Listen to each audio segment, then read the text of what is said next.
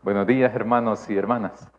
Vamos a iniciar la clase que corresponde a este día y quiero pedirles si hacemos una oración para iniciar. Querido Dios, te agradecemos porque estamos aquí presentes en este santuario para poder reflexionar en tu palabra. Pero también queremos pedirte tu bendición para los niños, para las niñas, para los adolescentes, para todas las hermanas y hermanos que van a acompañar a los niños y las niñas de esta actividad de hoy. Llévales con tu bendición y de igual manera tráelos. En el nombre de Jesús. Amén. Vamos a reflexionar. Yo estaba pensando de que íbamos a reflexionar solo 2 domingos este capítulo número 1 de Juan, pero no, ¿verdad? Me he dado cuenta de que vamos a invertir más tiempo en eso. Uno, porque tampoco hay que ir corriendo en esto, ¿verdad? Y dos, porque no es tarea que hay que sacarla, sino que también lo que más importa es reflexionar en esto. Así que quiero invitarles a buscar el versículo 14 al 18 del capítulo 1 según Juan, el Evangelio según Juan.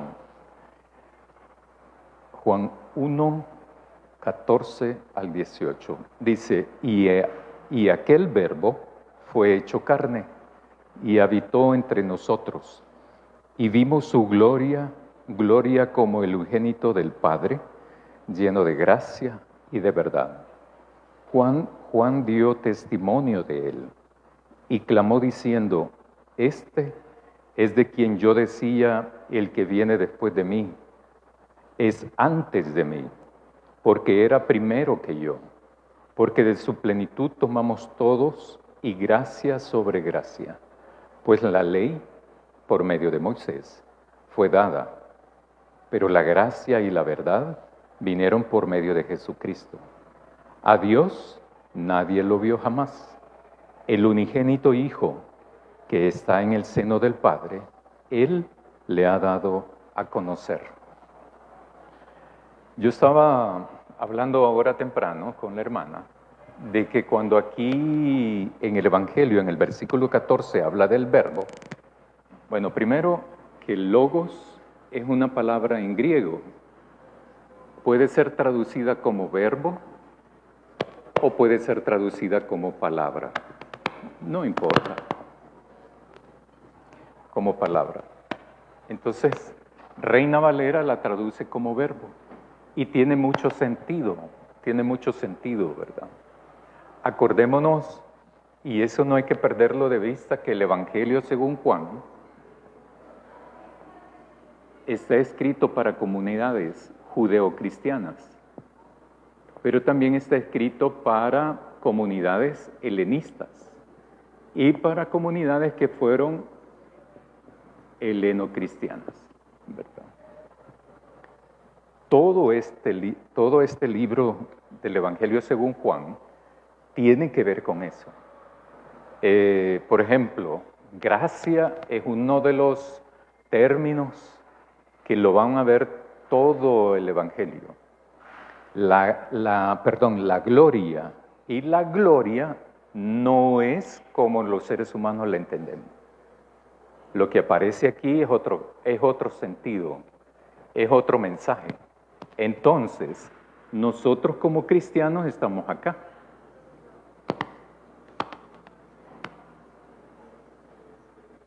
¿De dónde aprendemos nosotros las terminologías? De la educación, del sistema escolar, pero también de la familia, de la sociedad, de los diccionarios, ¿verdad? En esto del sistema escolar o de la educación tiene que ver con eso. Aquí va la escuela, libros, etcétera, etcétera. Entonces uno va aprendiendo las terminologías, los significados de las palabras, uno lo va aprendiendo.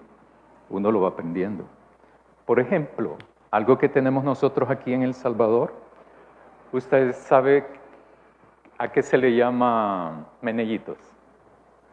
Aquí en El Salvador, ¿quién sabe? Menellitos. Ajá. ¿Cómo se llama eso? Churros. A los que nosotros le llamamos churros o churritos, que vienen embolsados y uno los compra en la tienda, hay una parte en este país que le dice meneitos a eso. ¿Cómo? Antes se le decía así. Ajá, vaya. Entonces se le dice así. Cujas, ¿a qué se le llama cujas? No les pregunto a ellos porque son de Honduras, ¿verdad? Entonces, allá han de tener otros peles igual que aquí. ¿A qué le llaman cujas aquí? A las camas que nosotros le llamamos tijeras. Hay una zona aquí en este país, en el occidente, que se le dice cujas, ¿verdad? Lo mismo ocurre aquí. Lo mismo ocurre con esto. Pues meneitos son churritos. Topollillos son charamusca en esa otra zona. Topollillos. ¿Verdad? ¿Cómo? A la...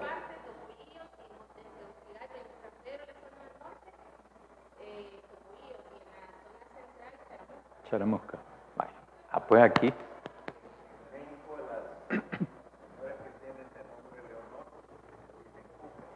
Cujas. Cujas. A Leonor. Muy bien, muy bien. Pero eso uno lo va aprendiendo. Yo no sabía eso. Pero me tocó trabajar en esa zona y tuve que aprender eso. Y después lo usé. ¿Verdad? Yo lo usaba, ese lenguaje, ese idioma. Entonces, lo mismo ocurre con esto. Lo mismo. Estas comunidades, como son judías, traen todo su conocimiento previo de la ley, de la religión judía. Pero si están en una comunidad, en una iglesia cristiana, ellos tienen que aprender el idioma cristiano, la idea cristiana, el mensaje cristiano, la idiosincrasia cristiana. ¿Por qué? Porque ya no son judíos, son llamados cristianos y por lo tanto hay que comportarse como tal. Lo mismo nos pasa ahora. Uno quiere estar dentro de la iglesia, pero arrastrar todas las cosas que hacía antes. No es posible. O sea, sí es posible, ¿verdad? Pero que seas parte del pueblo de Dios es otra cosa. Lo mismo ocurría con las comunidades, con las personas que eran helenistas. Lo helénico es una filosofía grecorromana. Todo ese ambiente y esa cultura grecorromana tenían formas de interpretar la vida de acuerdo a su creencia, de acuerdo a su educación. Nosotros, por ejemplo, la mayoría, me imagino yo, no sé si todos, pero la mayoría en este país, fuimos educados por una creencia cristiana. Otros le llaman una religión determinada. Uno creía que uno tenía que hacer méritos para salvarse. Para encontrar salvación uno tenía que hacer mérito. Uno tenía que, otros le llaman obras. No es posible eso. Nadie es salvo por las obras. ¿Por qué se salva uno? ¿Cómo? Por gracia, ¿verdad? Entonces, estas personas son salvas por gracia.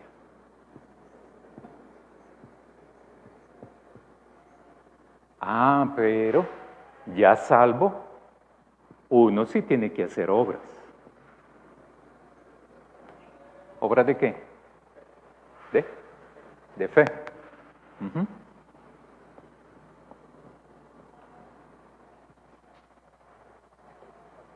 Digo.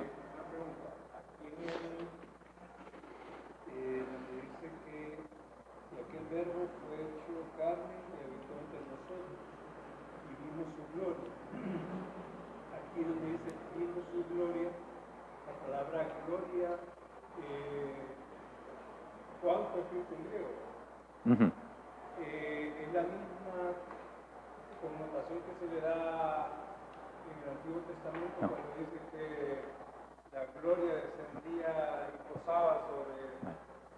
Cuando dice eso, en el Antiguo Testamento la palabra es Shekinah y la gloria es la presencia.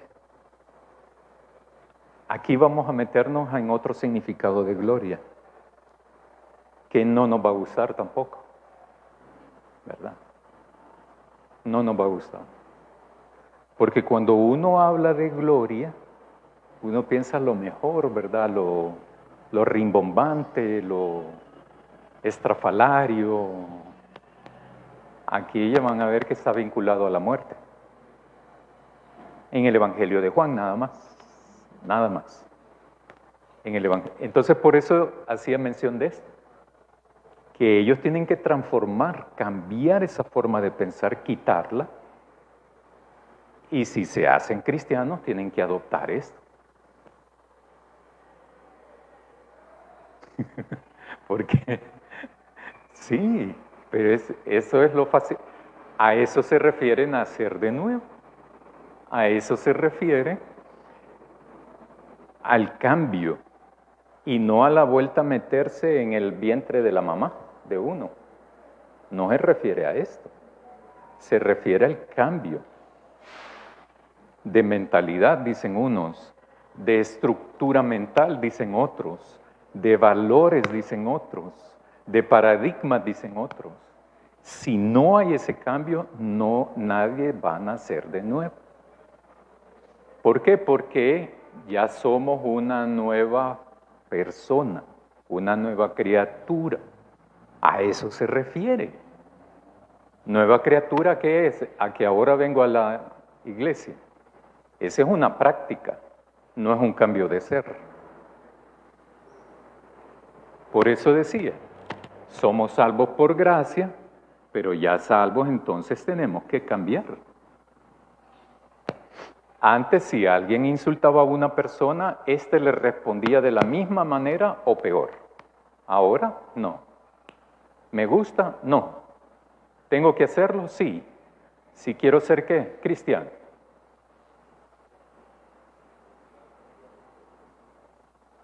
Eso de soportarnos unos a otros, como dice el hermano Luis, no es aguantarnos unos a otros. Es apoyarnos unos a otros. Viene de una palabra que se usaba para soporte de los barcos. Sí. Porque soportaban gran peso. Entonces, por eso se usa esa palabra soportarnos, no tolerarnos. Sí. Hay mucha gente que no ha cambiado, y está tolerar, pero tolerar es aceptar. En cambio, soportar es soportar el peso y soportar Perfecto, eso es. O como uno también interpreta lastre, ¿verdad? A mí el hermano Douglas me enseñó esa palabra, yo no la sabía, ¿verdad? Que también tiene que ver con esto de lo náutico. Eso es nacer de nuevo, cuando tú a tu antigua forma de ser, o sea, el lastre, lo tiras, lo abandonas y no lo arrastras, no lo llevas contigo. Eso significa que no quieres dejar de ser, ¿verdad? Nueva criatura. Para entrar al reino de Dios hay que ser nueva criatura. Hay que nacer de nuevo. Hay que convertirnos. Dígame, hermano.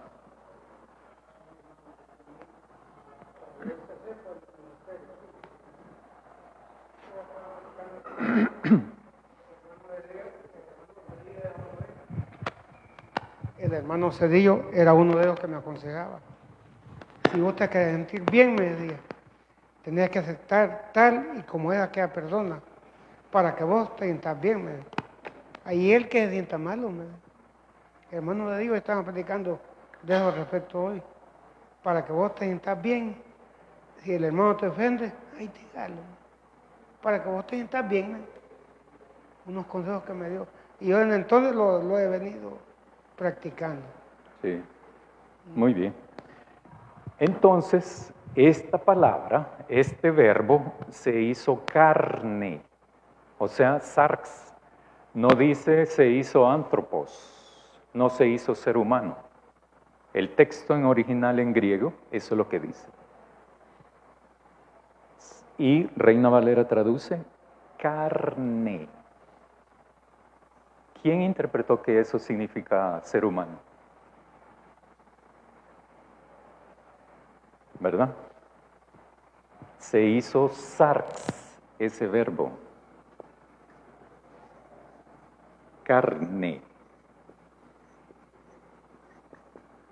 Y es otra cosa que vamos, y eso es otra cosa que vamos a discutir, ¿verdad? En el Evangelio. Y yo lo decía, espíritu, carne, luz, tiniebla, y otras cosas. Dime. No, solo preguntar si cuáles son las aplicaciones de sarx, porque también la Escritura dice se hizo pecado. Ajá.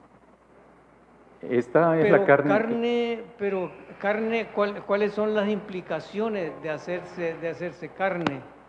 Es decir, y si no se hizo hombre, se hizo carne, ¿dónde radica la diferencia de esas cosas y dónde está la confusión de las cosas? Yo no dije que no se hizo hombre.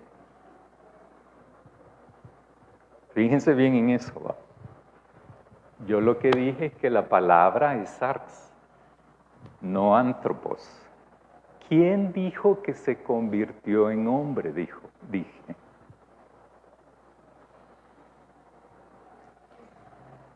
Esta palabra es la carne que uno iba a comprar al mercado. Es sarx. ¿Cuáles son las implicaciones de esto? Eso es lo interesante. Porque en la teología más difundida, la conservadora en estas tierras, es que el espíritu es lo único importante. Y el cuerpo no, aunque el cuerpo le damos un culto al cuerpo, ¿verdad? Y le hacemos culto al cuerpo, consciente o inconscientemente. Entonces, lo interesante de esto, eso es. ¿Por qué no dice que el verbo se volvió espíritu? ¿Por qué entonces el verbo no se volvió antropos? ¿Por qué entonces, como bien dice el hermano Otto, sarx, cuáles son las implicaciones de eso? Eso es lo que vamos a discutir. Dígame. Hermano, solo una sospecha. Acordémonos que esta versión del griego fue traducida por Justiniano y era de la Septuaginta. ¿No? La influencia esta helénica no se apartaría un poco o traduciría, o estaba mal traducido, después a lo que Juan había querido escribir, porque Juan, escribía el griego. Se supone que sí, porque los griegos tenían una gran influencia en el Medio Oriente. Con esa suposición, a mí lo que me da la sospecha y me preocupa es que siempre los que tenían esa influencia helénica no se desobligaban o no se rompía aquella unión que tenían con aquella visión de Zeus y del Olimpo, que venían los dioses y se hacían carne, se hacían hombres o se hacían hasta en animales. Por eso carne traducían carne y no decían hombre, porque ellos se pueden hacer animales también. ¿Pudiera usted aclararnos un poco sobre eso, hermano? Para los helénicos el logos nunca iba a ser carne, jamás. ¿Cómo? Sí, jamás. Y peor con algo tan mundano, por decirlo de esa manera, como la carne. Tampoco se iba a convertir en antropos, el logos, según la filosofía. helénica. Tampoco. Porque esto era la razón, era la palabra, era algo sublime. Entonces, lo que está haciendo Juan es tronchando eso. Ningún otro evangelista hace eso, porque no les escribe a esas comunidades, Marcos, Lucas, ni Mateo. Pero Juan sí les escribe a esas comunidades. Por eso no hay que perder de vista los destinatarios de esas comunidades, de ese escrito. Sí, es que cuando entramos en materia de la terminología y en materia de la filosofía y del griego y todo esto, entonces yo me acuerdo que 600 años antes de Cristo, Heráclito, filósofo, introduce el término logos. Ajá. ¿Verdad? Es decir, logos no es un término que nace en la escritura. Exacto. El logos es un término que nace en la filosofía griega. Exacto. Entonces, y logos, bien traducido ahí, palabra y tal, logos como razón o como palabra, por eso Cristo como logos de Dios es la palabra que se hace sarx, ¿verdad? Esa palabra, es decir, porque esa palabra que viene desde el Génesis, ¿verdad? Que viene desde el Génesis, por eso esto del yo soy es tan, en el Nuevo Testamento es tan antiguo como en el Éxodo, ¿verdad? Así que, digo, cuando entramos en eso, tenemos que revisar un poco más y contextualizar los términos para llegar al punto de lo que es el verbo que se hizo carne, ¿verdad? Perfecto. Y lo que has dicho es otra cosa importante, porque lo que está haciendo Juan es, en un sentido, está contextualizando a estas comunidades.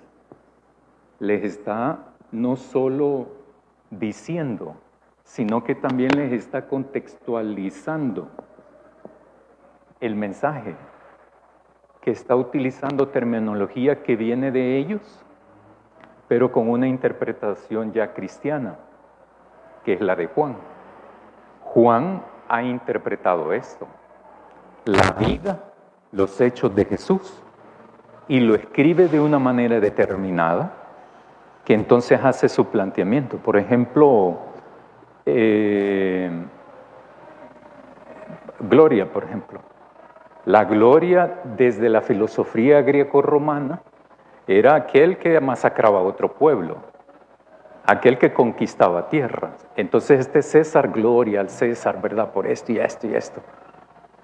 Pero la gloria aquí es el que es asesinado, es para Jesús. Y entonces Juan lo que está haciendo es dándole vuelta a todas esas terminologías. Y a través de esa terminología, a través de lo que la piensan las comunidades, los destinatarios, les está transmitiendo el mensaje. Sacándole lo griego. Exacto. Exacto.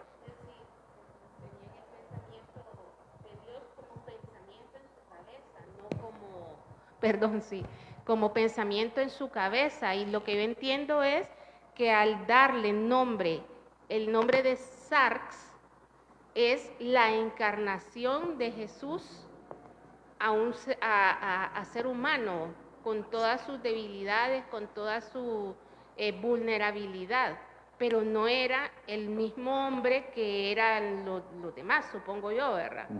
Entonces, para hacer la distinción, por eso ellos usaron la palabra sarx como carne y no la de antropos. Exacto. Porque hubiese sido para los helénicos hubiese sido difícil, pero más comprensible que utilizara Juan antropos. en lugar de sarx, porque sarx es la carne que uno va a comprar al mercado.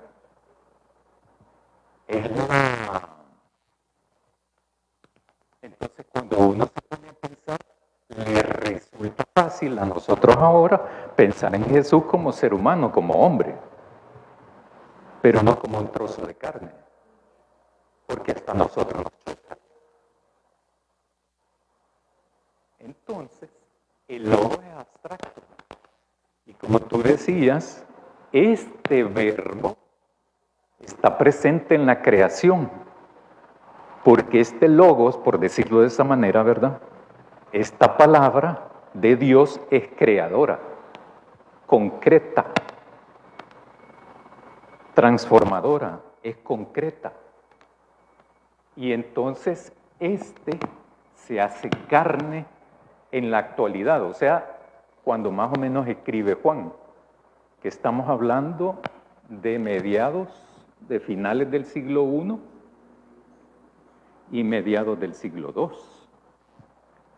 Han pasado entre 70,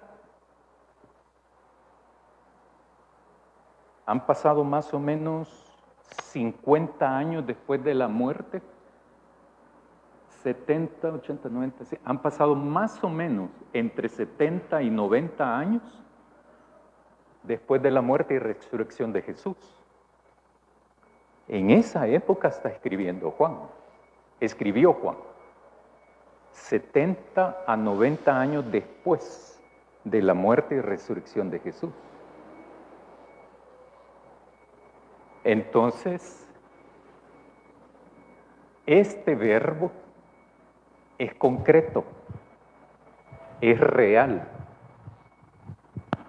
Es que entonces para Juan Jesús no fue hombre. ¿Cómo no? Sí, fue hombre, ser humano, hombre, ¿verdad? Entonces, lo que pasa es que está ahorita entrando, dije yo el domingo pasado, es como la introducción de todo el libro. Aquí hay unos temitas que vamos a ir viéndolo más adelante, pero de abstracto no tiene nada este libro, ni ninguno de los evangelios. Y Juan no está haciendo algo novedoso. Marco fue el primero que utilizó un término griego, que yo lo dije el domingo pasado, que es buena noticia, o buenas nuevas, ¿verdad?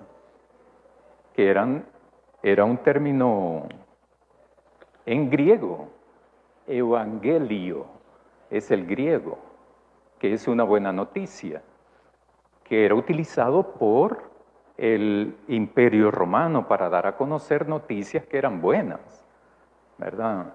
El César ha tomado la decisión de que va a realizar 3 semanas de juegos en el Coliseo, conquistó tal provincia, ¿verdad? Masacró a tanta gente. Esas eran las buenas noticias en esa época. Marcos es el primero que le da vuelta al significado y nosotros ahora eso lo tomamos como lo que es ahora para nosotros, una buena noticia, aunque no todo eso le gusta a la gente, ¿verdad? Yo les contaba un ejemplo de que hay personas que no van a la iglesia y usted los invita a la iglesia, no, mejor invítame una cerveza antes de... Cosas así, ¿verdad? Entonces, como que si fuera algo malo de ir a la iglesia. Vaya, entonces el logo es abstracto, es una razón, es un entendimiento, es un ejercicio mental de parte de la filosofía. Entonces, este logos, verbo, palabra, está presente en Dios, porque era Dios, y está presente en la creación. Este verbo ha estado presente en toda la historia de la humanidad. Siempre ha estado ahí. Y siempre va a estar ahí. Siempre. Lo experimentemos o no, Jesús siempre va a estar. Si uno no experimenta la presencia de Dios, en vez de preguntarle a Dios, uno tiene que preguntarse a uno. ¿Por qué? No en Dios. No a Dios la pregunta, a uno tiene que preguntarse. ¿verdad? Bien, vamos. 15. Juan dio testimonio de él, Juan el Bautista, ¿verdad? Dio testimonio de él y clamó diciendo, este es de quien yo decía, el que viene después de mí, es antes de mí, porque era primero que yo. Entonces, alguien me dijo, mira, y este Juan, ¿por qué no escribe más fácil, va? Es que tiene que ver con los destinatarios. Tiene que ver con ese razonamiento, esa forma de razonar. Es bien interesante esto, ¿verdad? Porque Juan dice, Juan, ese, o sea, este, o sea, Jesús, o sea, la palabra, dice Juan. Este es de quien yo decía.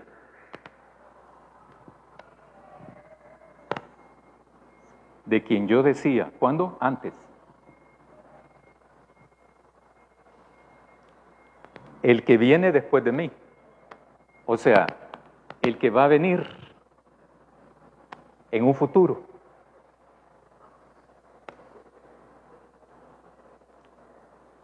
Pero este es antes de mí.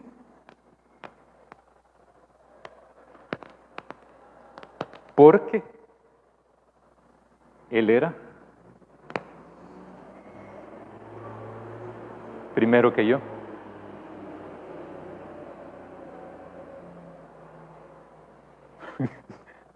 ¿Y por qué no mejor no dice?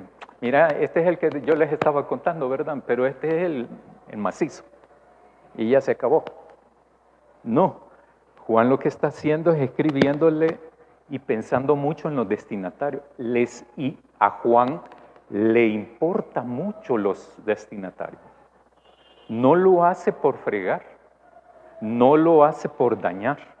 Al contrario, no lo hace por manipular tampoco. No lo hace por persuadir a nadie. No. Aquí la persuasión no existe en estos términos. Lo que existe es, el interés de Juan para mí es dar a conocer a alguien en las categorías de análisis que tú tienes. O sea, esto.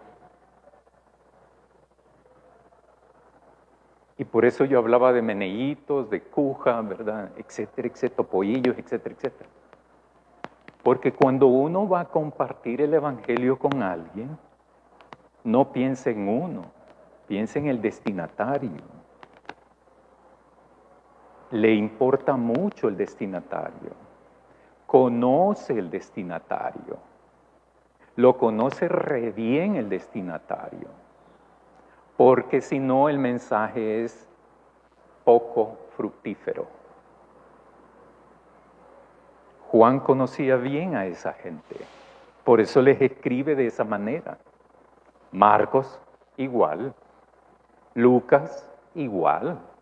Mateo, igual. Conoce sus destinatarios. Entonces, esta es la cosa. ¿Es un juego de palabras de Juan el escritor? Sí. Porque él está hablando de Juan el Bautista, aquí. Y Juan se ubica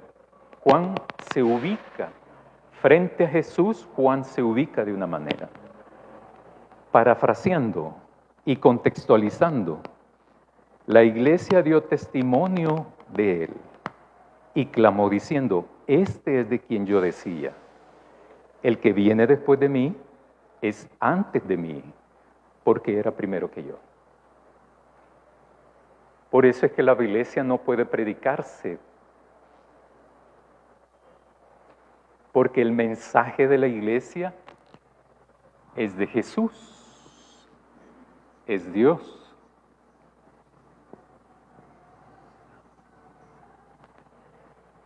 No la iglesia. Porque la iglesia, ustedes saben, ¿verdad? Que la iglesia nos salva. ¿Sí? Vaya. ¿Cómo? Sí, no, la iglesia no salva a nadie. menos del que les habla. Perdidos. Solamente el que murió. Perfecto. Juan tampoco salva. Pedro tampoco salva. Pablo tampoco salva. María tampoco salva. Solamente el que murió por nosotros, que es Jesús. A través de ese sacrificio, Dios nos otorga la salvación, ¿verdad? Y eso no hay que perderlo, porque ese es el mensaje que hay que compartir. Pero para compartirlo hay que conocer a quién se lo voy a decir, pues, ¿verdad? Porque esta no es una cuestión de siembra, ¿verdad? No. Cuando habla de esa parábola es otra cosa. Bien, pero sigamos. Versículo 16, porque su plenitud tomamos todos y gracia sobre gracia, pues la ley por medio de Moisés fue dada. Por medio de Moisés fue dada. No es que sea de Moisés la ley, pero la gracia y la verdad vinieron por medio de Jesucristo. A Dios nadie lo vio, jamás. El unigénito Hijo, que está en el seno del Padre, Él le ha dado a conocer. Queremos conocer al Padre, a Dios, Padre, Creador de todo lo que existe. Hay que conocer a Jesús. Esa es la mediación, dirían otros, ¿verdad? La mediación es con Jesús. Bien, versículo 19. Este es el testimonio de Juan. Cuando los judíos enviaron de Jerusalén sacerdotes y levitas para que le preguntasen, ¿tú quién eres? Confesó y no negó, sino confesó, yo no soy el Cristo. Cristo es Mesías, ¿verdad? Mesías es en hebreo, Cristo es en griego.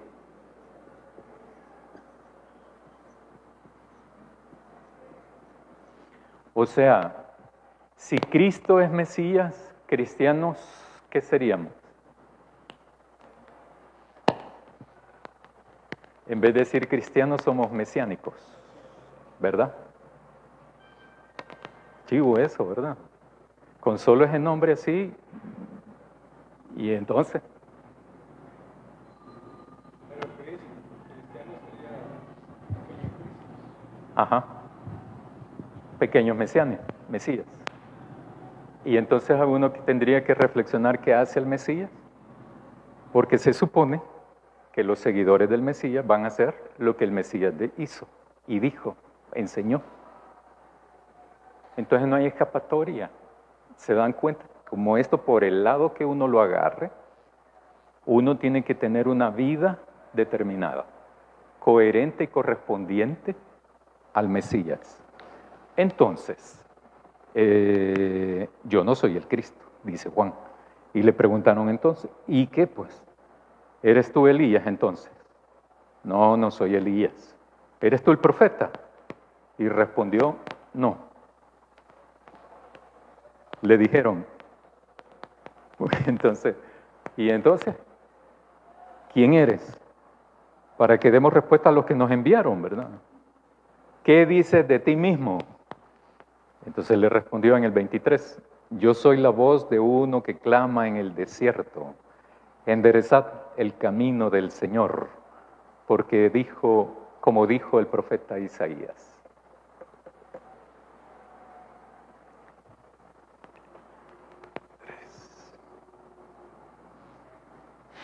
Dice en esta otra versión, este es el testimonio de Juan cuando los judíos le enviaron desde Jerusalén sacerdotes y levitas a preguntarle quién era. Él confesó y no negó. Confesó que no era el Mesías. Le preguntaron, ¿entonces eres Elías? Respondió, no lo soy. ¿Eres el profeta? Respondió, no. Le dijeron, ¿quién eres? Tenemos que llevar una respuesta a quienes nos enviaron. ¿Qué dices de ti? Yo soy la voz del que grita en el desierto, enderecen el camino del Señor, según lo dice el profeta Isaías. Ujú. ¿Cómo, dígame? A mí me llama la atención la forma que responde Juan Sí, cuando se le pregunta. La pregunta que le hacen es en el 19, ¿tú quién eres? Entonces, ujú, ¿por qué no contestó inmediatamente lo que dice en el 23? Yo soy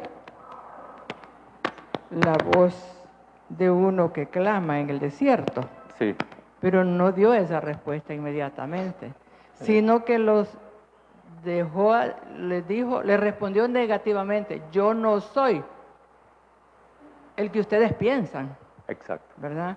Y entonces ahí Juan es bien hábil para sacar de ellos qué pensaban. Sí, Lo mismo hizo Juan también anteriormente cuando vino, anunció lo de Jesús, ¿verdad? Que dice que Juan dio testimonio de él y clamó diciendo, este es de quien yo decía, etcétera. No dijo de una vez, bueno, este es el Cristo, ¿verdad? Sino que empieza a dar una serie de explicaciones para motivar a la gente a que entendiera quién era Jesús. Entonces, me llama mucho la atención esa manera de responder de Juan, que sacó información de los que venían Sí. a preguntarle. sí. Entonces uno puede interpretar, puede especular varias cosas, ¿verdad? A mí lo que me llama la atención de todo este diálogo es por qué lo mandan a estos a preguntarle a Juan. Y entonces ahí tiene que ver la lectura de los otros evangelios, ¿verdad? Ah, y entonces Jesús ya está operando, ya está actuando Jesús. Y quieren saber, y entonces este Juan, ¿quién es? ¿Quién es el Mesías? Porque la primera pregunta es esa, ¿verdad? Y entonces lo que me llama la atención es que posiblemente Jesús ya esté desarrollando su ministerio, su misión, ¿verdad? Entonces, posiblemente están intrigados de quién es este y quieren definir esto. Y entonces vienen las preguntas de Juan, ¿verdad? Hacia la gente. ¿Por qué no responde Juan? Es probable que sea eso, pues, ¿verdad?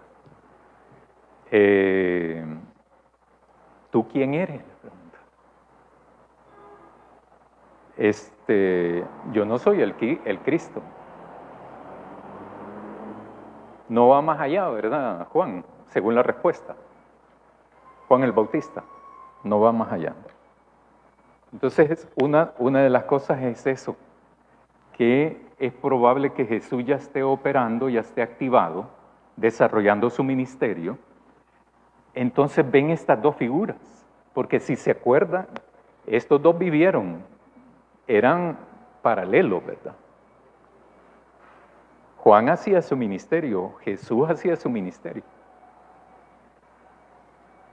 Incluso otra gente hace su propio ministerio y bautiza. Pero los discípulos de Jesús, ¿verdad?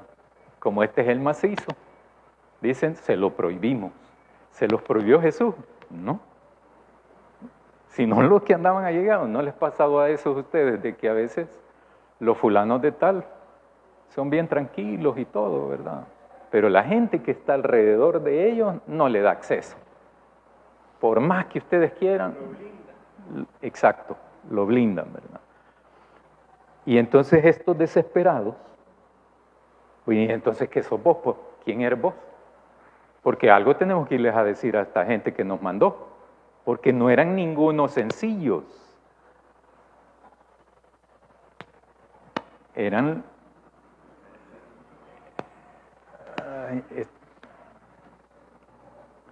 me da no sé qué, porque esta palabra para mí tiene que ver mucha cosa positiva, ¿verdad? Líderes de la religión eran. Los líderes de la religión judía mandan a estos a preguntar. Me dan ganas de decir solo los jefes de la religión judía, ¿verdad? Porque el líder es, Jesús era líder. Estos no eran líderes, ¿verdad? Ajá, no mandan a cualquiera. Exacto. Entonces, yo soy uno de los que clama en el desierto, enderezad el camino del Señor, como dijo el profeta Isaías. Uno puede pensar, ¿y para qué sirvió Juan en todo este proceso? Díganme.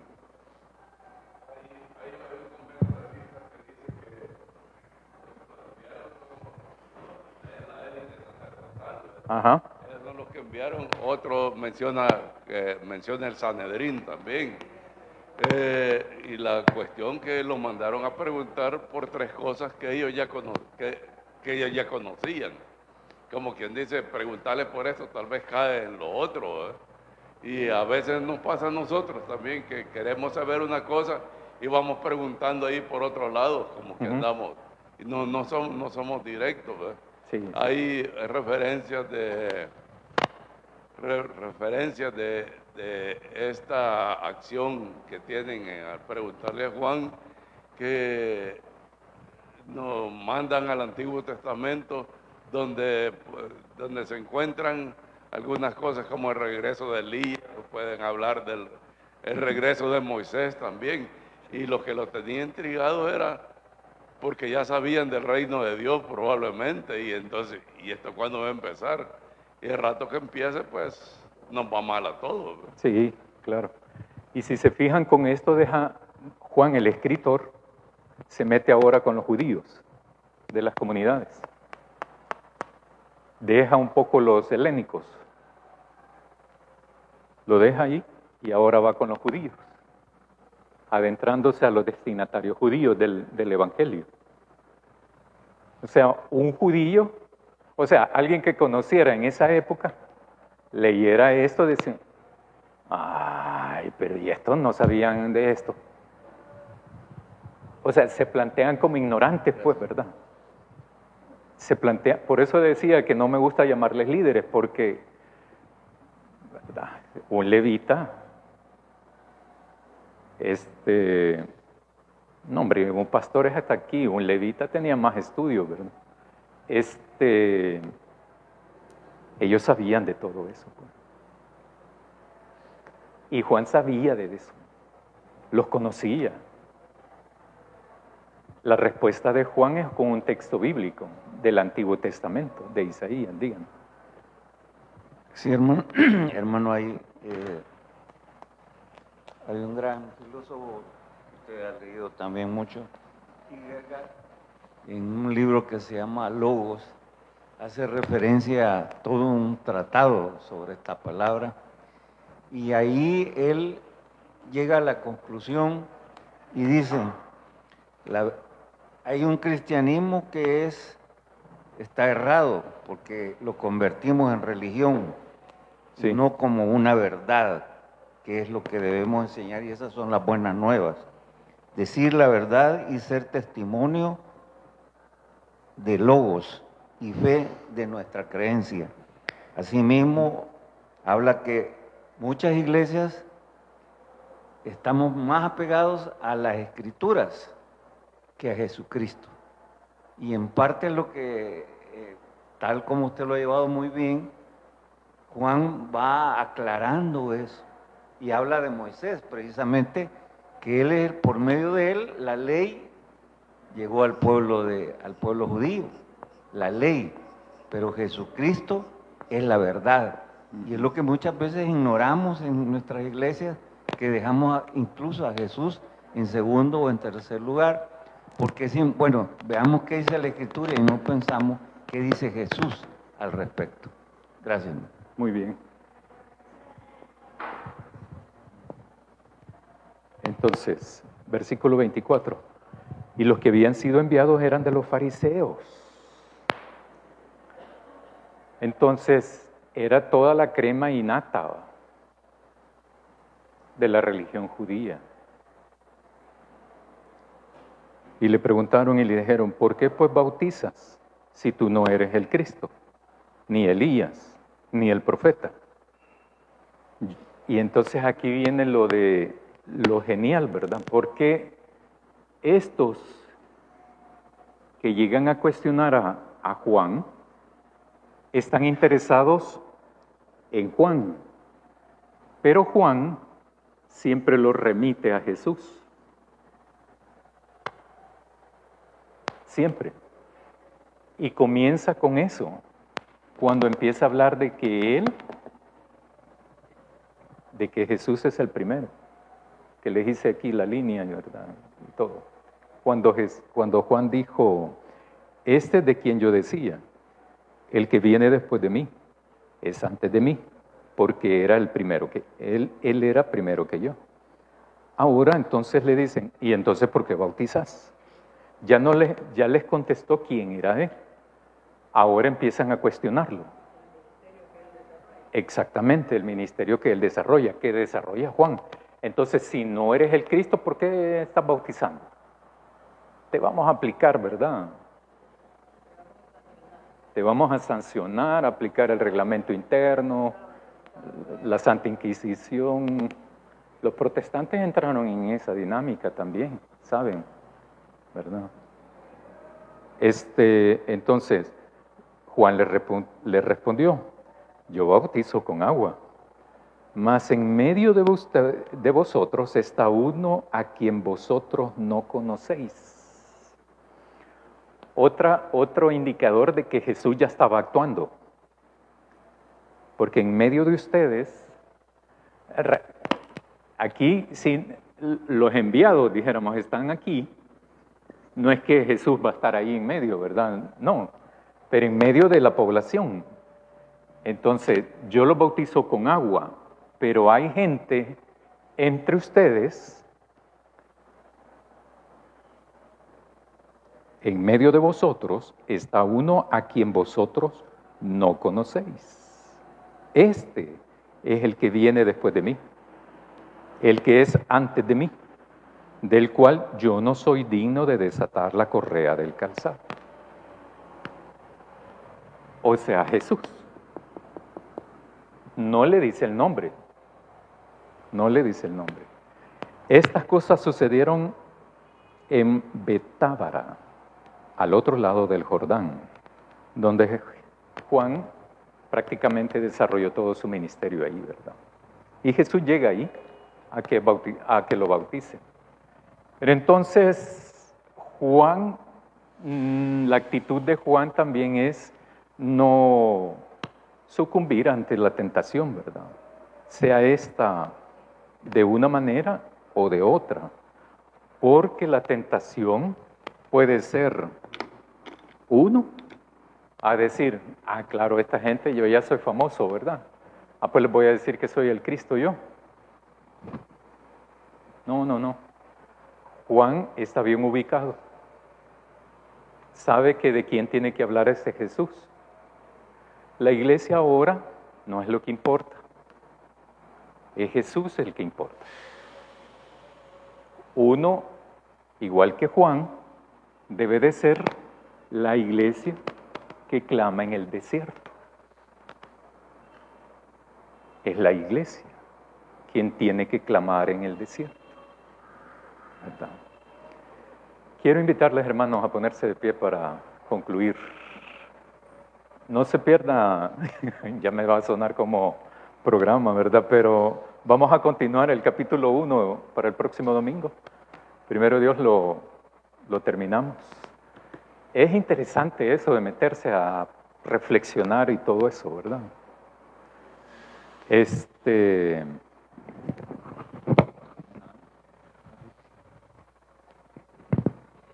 Amado Dios, te damos infinitas gracias en esta fresca mañana por haber estado acá en este lugar para aprender más de tu palabra. Te pedimos, oh Dios, que nos ayudes para poder entender lo que tu palabra nos dice y además de entenderlo, que lo pongamos en práctica. Bendice a cada uno de nosotros, Señor, danos sabiduría, danos entendimiento. Te pedimos también, Padre amado, que bendigas todo lo que hagamos en el siguiente culto de adoración a ti, que venimos para darte las gracias por todo lo que tú nos has dado durante la semana. Señor, que todo lo que hagamos sea recibido por ti como una ofrenda de olor agradable. En el nombre de Cristo Jesús, amén.